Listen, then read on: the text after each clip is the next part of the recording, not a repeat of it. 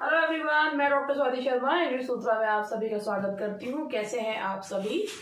और आप लोगों को 2 दिन लग ये वीडियोस नहीं आए आपके लिए, क्योंकि कुछ लोग जानते हैं कुछ नहीं। मैं लखनऊ गई थी, तो इसलिए मैं 2 दिन आप लोगों के साथ टच में नहीं रह पाई। एंड सबसे पहले मैं आप लोगों के साथ ये शेयर करना चाहती हूँ, भाई बहुत लोगों ने मुझे लखनऊ में पहचाना और उन्होंने some of them clicked selfie with me to.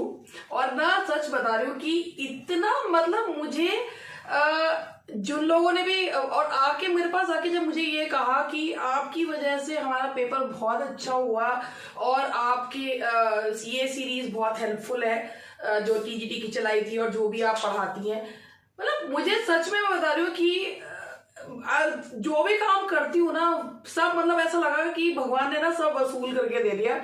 इतना प्यार, इतना सम्मान देने के लिए बहुत बहुत धन्यवाद। अभी तो मेरी शुरुआत है, मगर उसमें भी आप लोगों ने मुझे इतना मान दिया, आप लोग पहचानते हैं। मतलब सच में ना, मतलब एक ऐसा फील सा है कि जैसे मैं बहुत स्पेशल टाइप ऑफ पर्सन हूँ। जब लोगों ने जो है मेरे यूट्यूब के स्टूडेंट्स ने मुझे पहचाना, तो जो लोग भी मुझे देखते हैं, जिन्होंने मेरे से मिले लखनऊ में, ट्रूली जो है मैं आप लोगों की फीलिंग्स की बहुत रिस्पेक्ट करती हूँ। और इतना प्यार जो है हमेशा मेरे पे बनाए रखें।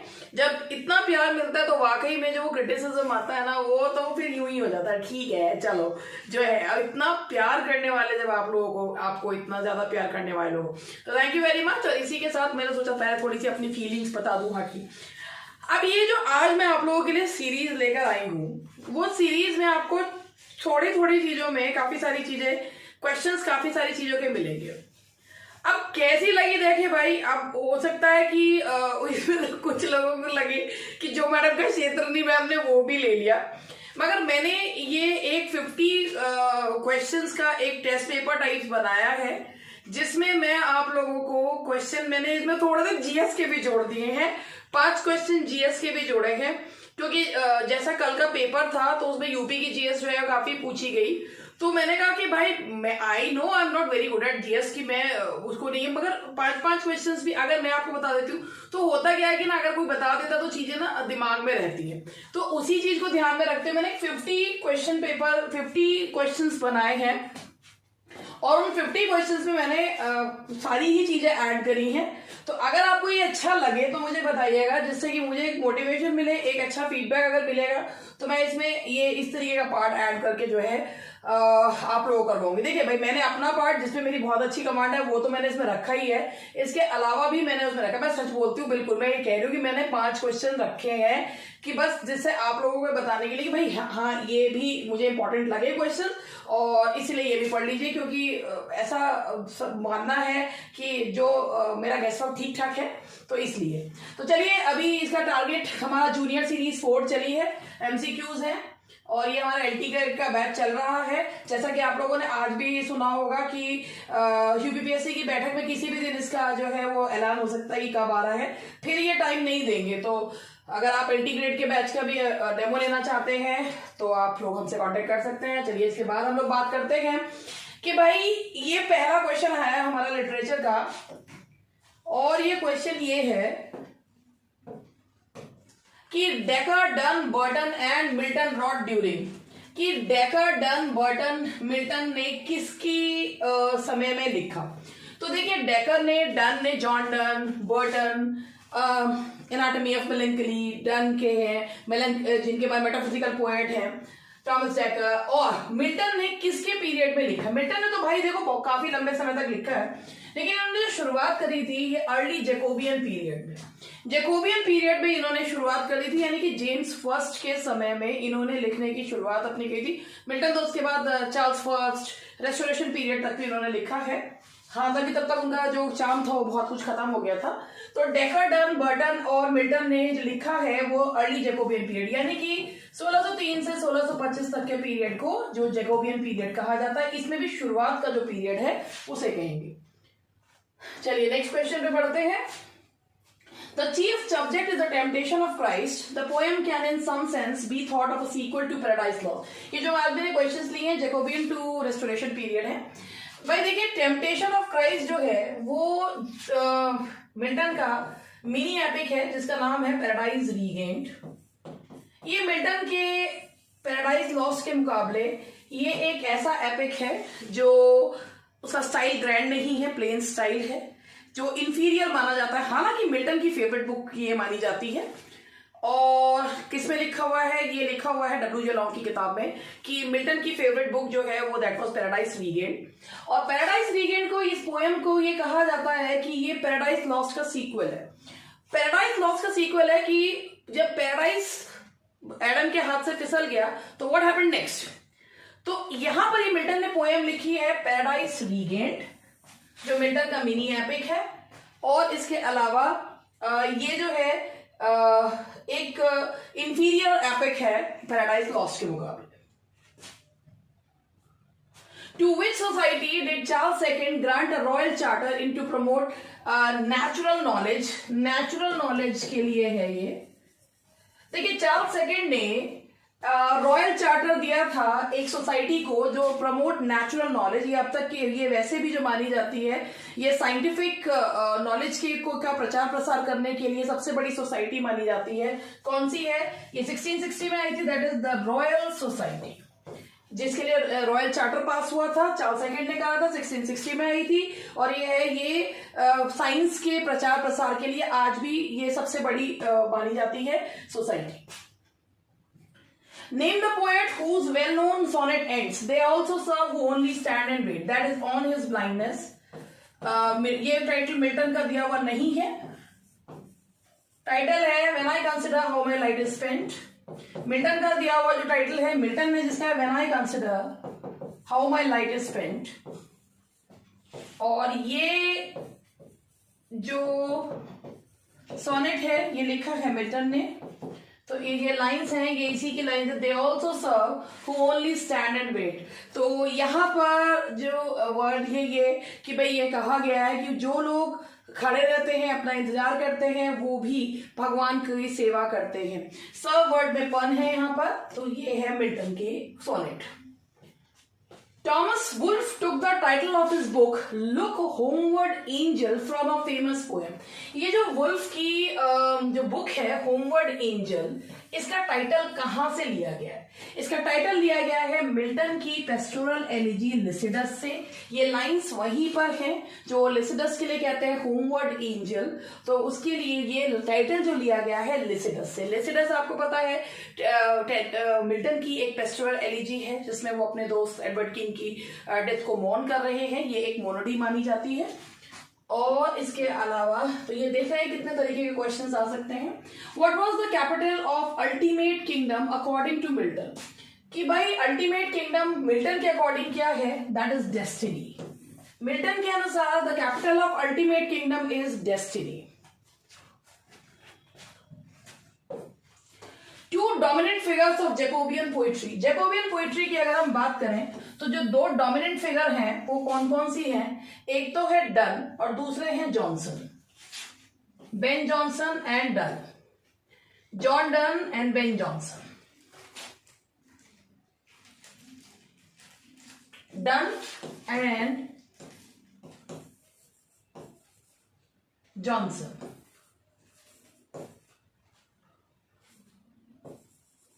Ben Jonson. That is the greatest torture souls feel in hell. In hell that they must live and cannot die, which author's creative writing features these lines. Actually ये जो lines हैं ये डचेस ऑफ माल्फी की lines हैं और duchess of Malfi किसने लिखा है? वेबस्टर ने। तो these lines are by Webster और lines हैं किसकी? द डचेस ऑफ माल्फी की। Duchess of Malfi. देखिए जब आप हिस्ट्री को पढ़ते हैं तो भाई जब राइटर्स स्पेसिफाइड किए हुए होते हैं तो बात अलग होती है, अदरवाइज हिस्ट्री के क्वेश्चंस ही करवाए जाते हैं। And now the next one is Jeremy Collier attacked. Jeremy Collier ने किस चीज पे अटैक करा है? तो जेरेमी कॉलियर जो एक प्रीचर थे, एक पादरी थे, उन्होंने किस पे जो है वो करा है? The immorality of the English stage. Immorality of the English stage पर उन्होंने अपना जो है अटैक करा है। Cover her face, mine eyes dazzle, she died young. This line from a play referred to. ये लाइंस भी जो ली गई हैं वेबस्टर के द डचेस ऑफ माल्फी से ली गई हैं। Cover her face की वो cover her face, she died young. Which of the following poets is classified as a Cavalier poet? Cavalier poets जो चार्ल्स फर्स्ट और के समय के जो दरबारी कवि होते थे, चार्ल्स जो हुआ करते थे केवेलियर पोएट्स, जो चार्ल्स फर्स्ट को मानने वाले थे। मिल्टन के समय पे 3 पोएट्स की वो मानी जाती थी, जो एक मेटाफिजिकल पोएट्स, केवेलियर्स एंड द स्पेंसेरियंस। तो ये जो पोएट्स थे जो चार्ल्स फर्स्ट के लिए दरबारी कवि थे या चार्ल्स फर्स्ट को एक तरीके से सपोर्ट करते थे, तो इनमें से कौन से हैं? तो वो है रिचर्ड लवलेस,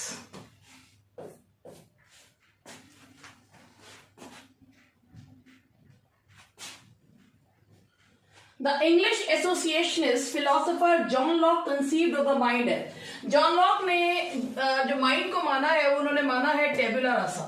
टेबुला रासा मतलब कोरी स्लेट। तो जॉन लॉक का जो कॉन्सेप्ट है दैट इज टेबुला रासा, उन्होंने माना है। इसमें ये लैंग्वेज का क्वेश्चन है कि बच्चे का दिमाग जो होता है वो कोरी स्लेट की तरह होता है।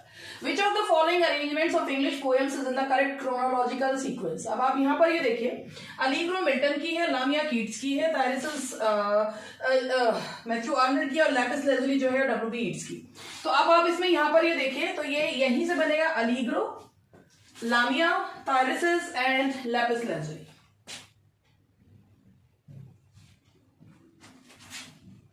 When Milton speaks in Paradise Lost of a second Adam, he means Milton ने पैराडाइज लॉस्ट में एक सेकंड एडम का जिक्र किया है, जो दोबारा से एक ब्लिस स्पीड जो है वो इंसान को दिलवाएगा। तो जो मिल्टन ने इसमें एक जो इंगित करा है वो किसके बारे में कहा है? क्राइस्ट, कि क्राइस्ट जन्म लेंगे, इंसान को खोई हुई सीट दोबारा से जो है वापस दिलवाएंगे। Saint Peter is invoked as the archetypal priest. Saint Peter का वर्णन जो है वो हमें कौन से उसमें देखने को मिलता है पोयम में? The pilot of the Galilean lake, ये हमें देखने को मिलता है, that is in Lycidas. Milton की पेस्टोरल एलिजी लिसिडस में देखने को मिलता है। आजकल ये एलिजी वाले क्वेश्चंस पे कुछ ज्यादा ही दिलाया रखा है बनाने वालों का, 2-3 क्वेश्चन तो कल उसमें भी थे। To whom is attributed this observation? The serpent, subtlest beast of all the field. ये लाइन से Paradise Lost की, and we all know very well who wrote Paradise Lost. तो Paradise Lost is written by Milton. तो ये lines Paradise Lost की है। And now the next one is, when was the diary of Samuel Pepys, which he wrote in 1660-69 in coded language, first deciphered? जो Samuel पेपीज की diary, जिससे बहुत सारी चीजें हमें देखने को मिलती हैं, जिसमें प्लेग का भी वर्णन है, जिसमें रेस्टोरेशन पीरियड के बारे में भी बताया गया है, वो एक्चुअली कब जो है वो उसको डिकोड करा गया था, दैट इज इन 1825।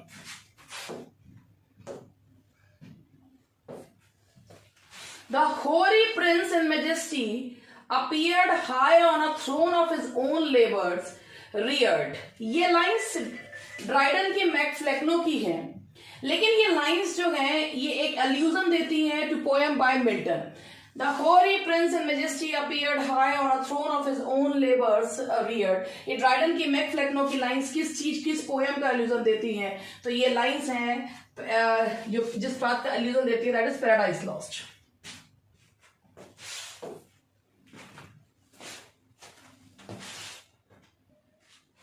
तो ये लाइंस मैंने आपको बताई थी, ये पैराडाइज लॉस्ट की है, बुक सेकंड की ओपनिंग लाइंस है, तो उसका रेफरेंस दिया गया है। नेक्स्ट बढ़ते हैं आगे। And now I pray let me be led by and never thought of, identify the speaker. ये लाइंस जो है वो बोली गई है, डचेस ऑफ माल्फी की ही लाइंस हैं। मरने से पहले कौन लाइन बोलता है? ये लाइंस बोली जाती हैं कार्डिनल के द्वारा, ये लाइंस बोली गई हैं। तो ये भी लाइंस हैं डचेस ऑफ माल्फी की। This foul melancholy will poison all his goodness, who says about whom। ये लाइंस भी जो है ये डचेस ऑफ माल्फी की ही है, और ये लाइंस कौन बोलता है? Antonio about Bosola. ये लाइंस जो है ये भी डचेस ऑफ माल्फी की ही लाइंस है। तो यहां तक हुए हमारे ये लिटरेचर के क्वेश्चंस। अब जरा आगे बढ़ते हैं। ये ग्रामर के क्वेश्चन है। Despite the slump in crimes the superintendent has been. कि क्राइम में स्लम के बावजूद the superintendent has been running the sergeant of a feet. Running the sergeant of a feet इसमें आएगा कि क्राइम्स में स्लम होने के बावजूद भी the superintendent has been running the sergeant has been of a feet, कि भाई कदम उखाड़ रखे। अब यहाँ पर हैज बीन आ रहा है तो हैज बीन के हिसाब से यहाँ पर जो वर्ब की फॉर्म आनी चाहिए आईएनजी फॉर्म आनी चाहिए। और ऑफर फीट का मतलब होता है कि भाई किसी को बिल्कुल भगाए रखना। तो यहां पर आप वर्ब को देख के पहचान सकते हैं। The next one is the work is for anyone to do dash anyone to do single handedly. तो यहां पर ये देखिए द वर्क इज अब मच है, द वर्क इज कितना है, बहुत है भाई। द वर्क इज अब ज्यादा, ठीक है। अब वर्क के बारे में बताया जा रहा है। अब सबसे पहले तो अगर हम ये जाने कि ये चीज क्या है भाई, ये है क्या, ये जो मच है which part of speech is this, this is adjective. क्योंकि एडजेक्टिव जो होता है वो किस में यूज किया जाता है कि वो भाई वर्क के बारे में बताया जा रहा है तो वर्क है जो क्वांटिटी बता रहा है। अब वर्क है भाई उसको कह रहे हैं बहुत ज्यादा है, तो बहुत ज्यादा है तो उसके लिए क्या यूज करेंगे, उसको किससे मॉडिफाई करा जाएगा, टू से। The work is too much for anyone to do single handedly, कि भाई वर्क बहुत ज्यादा है किसी के द्वारा करने के लिए, तो वेरी मच नहीं करा जाएगा, टू मच यानी कि बहुत, मतलब इतना कि कोई नहीं कर सकता है। तो टू ए नेगेटिव एडजेक्टिव्स के पहले लगता है या इस बारे में बताते हैं कि कोई चीज जरूरत से ज्यादा के लिए भी हम क्या यूज करते हैं, टू का यूज किया जाता है। Now the next question is it rained all Monday and stopped raining during that night. उस रात के दौरान, उस रात के मध्य में, उस रात के दौरान जो है वो बारिश होनी रुक गई। तो इट रेन्ड ऑल मंडे, पूरी रात दिन बारिश हुई। ड्यूरिंग भाई उस किसी कार्य के दौरान जो कार्य होता है उसके लिए हम क्या लगाते हैं, ड्यूरिंग का यूज किया जाता है। अवधि बताने के लिए ड्यूरिंग का यूज करते हैं। Now the next question is you dash have watered the flower for it is going to rain, कि भाई तुम्हें पानी देने की आवश्यकता नहीं थी क्योंकि बारिश जो है वो होने वाली है। जब कोई काम करने की आवश्यकता नहीं होती है तो उसके लिए हम लगाते हैं नीड नॉट। नीड एक ऐसा मॉडल है जिसमें वर्ब जो मॉडल होने के साथ साथ जिसमें मेन वर्ब के भी वो पाए जाते हैं। अगर मेन वर्ब की तरह वो यूज हो रहा है तो वो किसी भी फॉर्म में यूज किया जा सकता है, लेकिन अगर वो मॉडल की तरह यूज हो रहा है तो वो केवल नेगेटिव सेंटेंसेस में और इंटेरोगेटिव में यूज किया जाता है।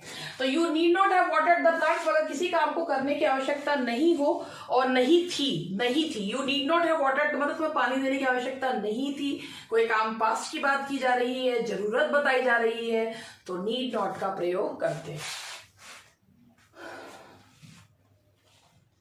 He was angry, वो गुस्सा था। Dash, he listened to me patiently, फिर भी उसने मेरी बात को सुना। तो जब हम किसी चीज में कंट्रास्ट बताते हैं तो वहां पर हम क्या लगाते हैं, दो का यूज किया जाता है। दो he listened to me patiently. The teacher as well as his principal, अब यहाँ पर टीचर आ रहा है, his principal आ रहा है, बीच में जुड़ा हुआ है as well as से, तो यहां पर हम लगाएंगे, अब सारी गलत है।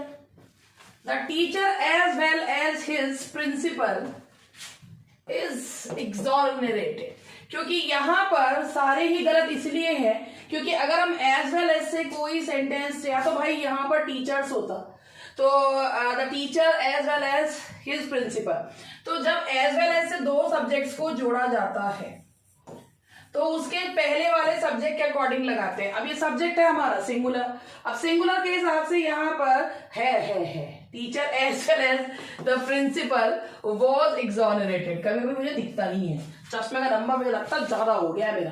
The teacher as well as his principal was exonerated. हाँ, जो मैं पॉइंट आपको बता रही थी वो याद रखिएगा कि एज वेल एज के से अगर दो सब्जेक्ट्स जुड़े हुए हों तो उसके जो फर्स्ट सब्जेक्ट होता है यानी कि जो एज वेल एज के जस्ट पहले आता है वो अब उसके अकॉर्डिंग लगता है। ऐसे तो आपको ये सारी चीजें पता ही है, मगर फिर भी मैं अपनी नैतिक जिम्मेदारी समझते हुए बता देती हूँ।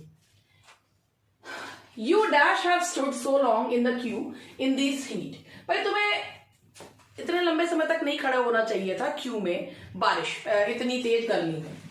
तो यू शुड नॉट हैव, भाई एक तो चीज है कुड भी आ रहा है, मे नॉट आ रहा है, सिर्फ भाई मे नॉट हैव, संभावना नहीं बता रहे, नहीं करना चाहिए था मगर कर दिया। अब यहां पर अगर नीड नॉट होता तो हम नीड नॉट लगा देते, भाई खड़े होने की जरूरत नहीं थी, घर बिठा के तुम्हारा काम करते। अब वो नहीं है तो यहां पर हम क्या लगाएंगे, नहीं करना चाहिए था। तो you should not have stood so long in the Q.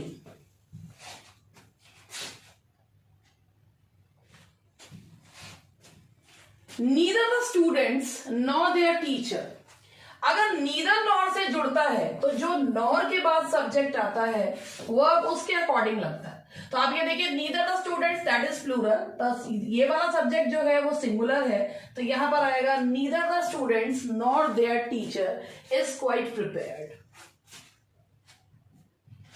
There is dash room left in the auditorium, जब किसी चीज के अंदर स्थान की बात करते हैं तो उसके लिए रूम यूज किया जाता है, दैट्स अनकाउंटेबल। तो ये there is dash room left in the, there is little room left in the auditorium, कि ना के बराबर ही जगह जो है वो बची है। Do you know Orwell's books? I haven't red any, कि भाई यहाँ पर कि भाई तुमने ऑरवेल की किताबें जो है ऑरवेल के बारे में, किताबों के बारे में जानते हो? मैंने कोई सी भी नहीं पढ़ी। जब एनी जो होता है वो या तो नेगेटिव सेंटेंस में लगता है या वो इंटेरोगेटिव में, कि do you have some sugar, तो अगर कोई कहेगा हाँ मेरे पास है, तो हाँ के लिए सम और ना के लिए एनी। एनी अपने आप में कोई नेगेटिव वर्ड नहीं है अनलेस उसके साथ कोई नेगेटिव वर्ड जोड़ा ना जाए। जैसे अगर आप ये बोलते हैं कि any person can apply for this, ये सही है। अगर हम ये कहते हैं कि he was doing this without any help, तो सही है, क्योंकि नेगेटिव वर्ड आ रहा है तो एनी का प्रयोग होगा ही होगा। तो यहाँ पे do you, I haven't red, कोई सी भी, तो कोई के सेंस में नेगेटिव उसमें सेंटेंस में एनी का यूज करते हैं। Her little girls are always dressed, अब यहां पे ड्रेस्ड आ रहा है हाउ, हाउ का जवाब आया कैसे। अब जो हाउ का जवाब दे वो होता है एडवर्ब, तो उसकी बच्चियां जो है बड़ी प्यारी तरीके से ड्रेस्ड रहती हैं, तो हर little girls are always prettily dressed, तो एल वाई हाउ का जवाब दे रहा है एडवर्ब है। Many dash man would welcome such a chance, अब यहां देखिए मैन आ रहा है, मेनी के बाद या तो सिंपल एमियन मैन लगा दीजिए, मेनी अपने बाद जो नाउन लेता है प्लूरल लेता है, नहीं तो अगर ए या एन लगाएंगे तो नाउन भी सिंगुलर और वर्ब भी सिंगुलर यूज किया जाता है। There is dash water in the bottle, अब आप यहां देखिए, यहां हार्डली एनी का सेंस आ रहा है। हार्डली एनी के लिए अगर हम बात करते हैं तो little, little and the little, ये जो लिटिल होता है इसका मतलब होता है ना के बराबर। अगर किसी चीज में ना के बराबर कोई चीज हो, क्वांटिटी ना के बराबर हो, तो आपको लगाना होता है यहां पर। हार्डली एनी के लिए लिटिल लगाते हैं, नॉट मच बट सम, उसके लिए अ लिटिल लगाते हैं। ऑल देयर इज उसके लिए यूज किया जाता है not much but all there is, उसके लिए लगाया जाता है द लिटिल, तो यहां पर हम लगाएंगे little. Next question is the prime minister dash the new heliport tomorrow, जब भविष्य में कोई काम होना निश्चित होता है तो उसके लिए जो हम टेंस यूज करते हैं वो प्रेजेंट इंडेफिनिट यूज किया जाता है। भविष्य के पूर्व निर्धारित कार्य के लिए बताने के लिए प्रेजेंट इंडेफिनिट टेंस का यूज किया जाता है। तो यहां पर आएगा the prime minister opens the new heliport tomorrow. अब ऐसा तो है नहीं कि प्राइम मिनिस्टर कभी भी उठ के कर देंगे, उनका प्रोग्राम बिल्कुल जो है वो निश्चित होता है, और निश्चित प्रोग्राम बताने के लिए भविष्य के लिए कौन सा टेंस यूज किया जाता है, present indefinite tense. The train dash leave before I dash the station. The train, भाई मैं जब तक स्टेशन पे पहुंचा तब तक ट्रेन निकल गई थी, हालांकि बहुत पुराना सा सेंटेंस है। ट्रेन पहले गई, मैं बाद में पहुंचा। द ट्रेन, जो काम पहले खत्म हो जाता है उसके लिए परफेक्ट टेंस, जो बाद में खत्म होता है उसके लिए indefinite tense. The train had left before I reach the station.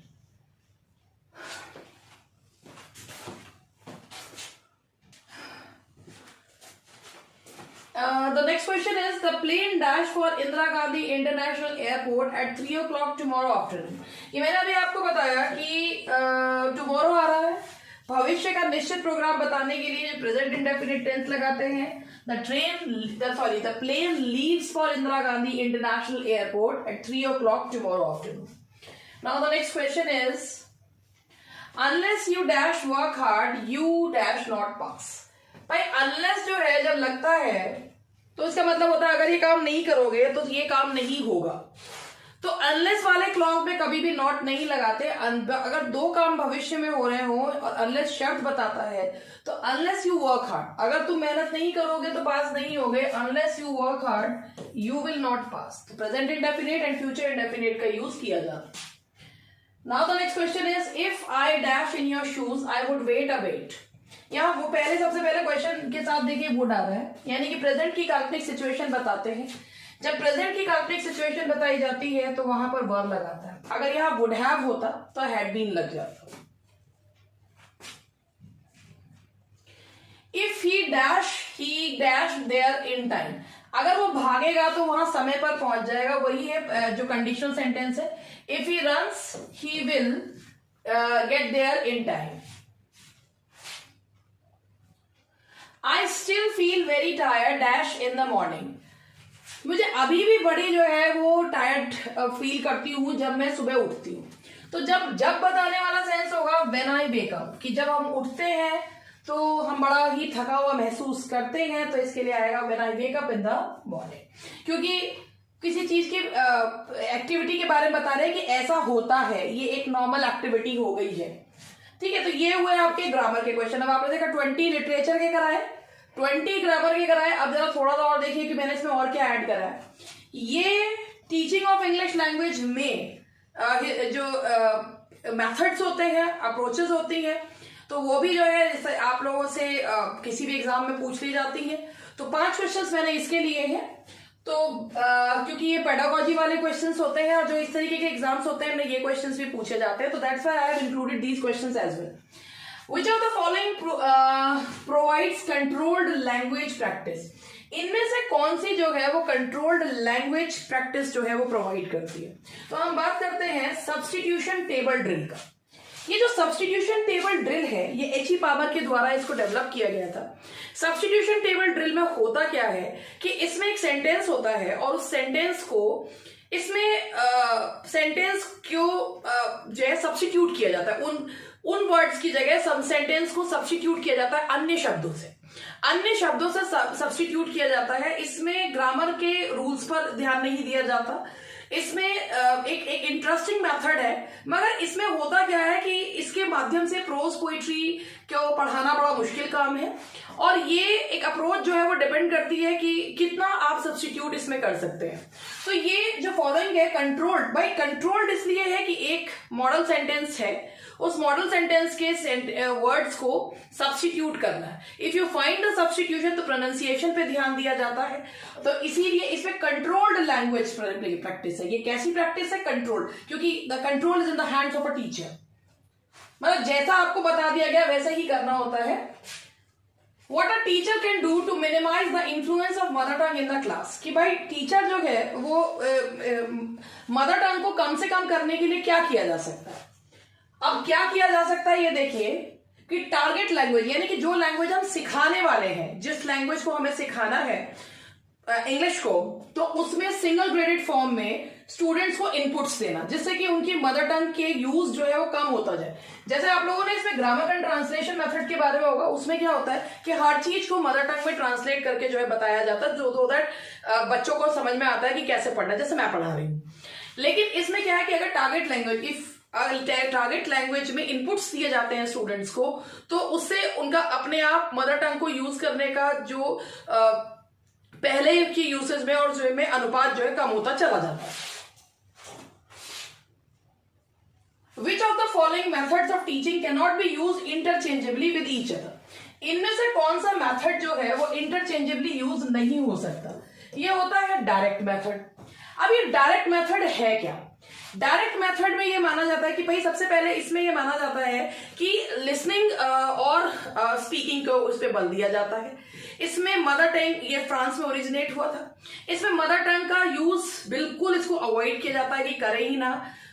Grammar में simple concrete to abstract, simple to complex को चला जाता है, और डायरेक्ट मेथड में होता है कि वट एवर इज कि वो जैसा है उसको वैसा ही स्टूडेंट्स को सिखाना है, उसको ट्रांसलेट नहीं किया जाता। एक्चुअली ये जो मेथड है ये ग्रामर कम ट्रांसलेशन मेथड के अगेंस्ट में आया था, और इसमें बिल्कुल मतलब मदर टंग का यूज ना के बराबर करना है कि भाई जो पिक्चर्स है वो ऑब्जेक्ट्स दिखा के सिखाई जाती हैं, और पहले लिसनिंग एंड स्पीकिंग, और उसके बाद जो रीडिंग एंड राइटिंग है वो उसको बाद उसको लिया जाता है, लेकिन जो दो स्किल्स पे बल दिया जाता है वो कौन से होते हैं, लिसनिंग एंड स्पीकिंग पे। तो डायरेक्ट मेथड को इंटरचेंजेबली यूज नहीं किया जा सकता। Which one of the following helps in learning the second language without using the printed text? इनमें से कौन सा जो सेकेंड लैंग्वेज को without using the printed text, इनमें से जो कौन से प्रिंटेड टेक्स्ट के जो सेकेंड लैंग्वेज सिखाना है लेकिन प्रिंटेड टेक्स्ट पे नहीं, रीडिंग पे ज्यादा वो नहीं किया जाता, दैट इज नेचुरल अप्रोच।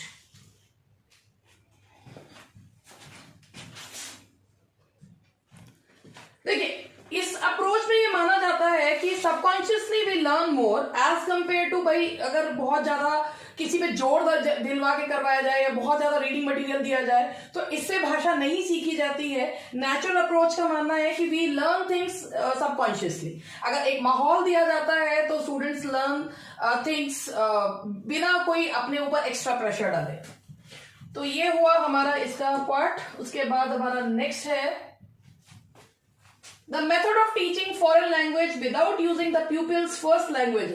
बिना बच्चे की फर्स्ट लैंग्वेज को यूज करे सीधा दूसरी भाषा सिखाना, तो वो फॉरेन लैंग्वेज को सिखाना, उस मेथड को क्या कहा जाता है? That is known as direct method, जिसमें लिसनिंग एंड जो है ये माना जाता है कि भाई मदर टंग को यूज ही ना किया जाए, और जब कॉन्क्रीट टू एब्स्ट्रैक्ट चलता है, सिंपल टू कॉम्प्लेक्स चलता है, दैट इज डायरेक्ट मेथड। तो चलिए अब ये हो गया। अब जो मैंने अब इसमें 5 क्वेश्चन और जोड़े, I don't know whether you like it और नॉट, मैंने अपनी तरफ से एक प्रयास करा है। देखिए, उत्तर प्रदेश में विधानसभा को भंग करने का अधिकार किसको है? उत्तर प्रदेश में विधानसभा को भंग, अब आपको पता है कि किसी भी एग्जाम में जो आती है जीएस जो आती है वो बेसिकली किस में आती है? यूपी जीएस आती है। अगर आप क्वेश्चंस को देख भी लेते हैं तो अभी आपको ये कि हाँ भाई ठीक है हमने क्वेश्चन कभी पढ़ा था। तो उत्तर प्रदेश में विधानसभा को भंग करने का अधिकार किसको है? विधानसभा को है भंग करने का अधिकार है राज्यपाल को। राज्यपाल को विधानसभा को भंग करने का अधिकार है। हालत खराब। तो उत्तर प्रदेश का ये वाला क्वेश्चन मैंने आपको बताया, राज्यपाल को है इसको भंग करने का अधिकार। अशोक द्वारा निर्मित भारत का राज चिन्ह सिंह स्तंभ उत्तर प्रदेश में कहां पर है? तो अशोक के द्वारा निर्मित जो राजकीय है सिंह स्तंभ है वो कहां पर है? That is in Sarnath, Sarnath में है। और इसके बाद उत्तर प्रदेश में सीमेंट के कारखाने कहां पर स्थित है? कल एक क्वेश्चन आया था कि उत्तर प्रदेश में कौन सा इंडस्ट्री नहीं है, तो सीमेंट, टेक्सटाइल और उसके अलावा ऑटोमोबाइल, इसका सही आंसर ऑटोमोबाइल था। तो उत्तर प्रदेश में सीमेंट के कारखाने कहां पर स्थित है? चुर्क व डल्ला में, दैट इज इन चुर्क व डल्ला। ठीक है, ये चुर्क व डल्ला में है। और उत्तर प्रदेश की मंत्री परिषद किसके प्रति उत्तरदायी होती है? तो उत्तर प्रदेश की मंत्री परिषद उत्तरदायी होती है विधानसभा के, ये विधानसभा के उत्तरदायी होती है। And the last question is, पूरे उत्तर प्रदेश को कुल कितने निर्वाचन क्षेत्रों में विभाजित किया गया है? पूरे उत्तर प्रदेश को कुल 404 क्षेत्रों में विभाजित किया गया, निर्वाचन क्षेत्रों में विभाजित किया गया। तो ये कुछ क्वेश्चंस थे, तो जिससे कि आप लोगों को थोड़े थोड़े क्वेश्चंस अगर ये भी ले लेते तो एक हो जाता है कि हाँ इसमें, अब ज्यादा तो मैं नहीं लूंगी क्योंकि भाई ये मेरा सब्जेक्ट नहीं है, मगर फिर भी मैंने जो 5 क्वेश्चंस इसलिए ले लिए कि आपको एक 50 क्वेश्चंस का टेस्ट पेपर टाइप्स आपको मिल जाए। तो दैट्स ऑल फॉर टुडे, मिलते हैं कल, बाय बाय।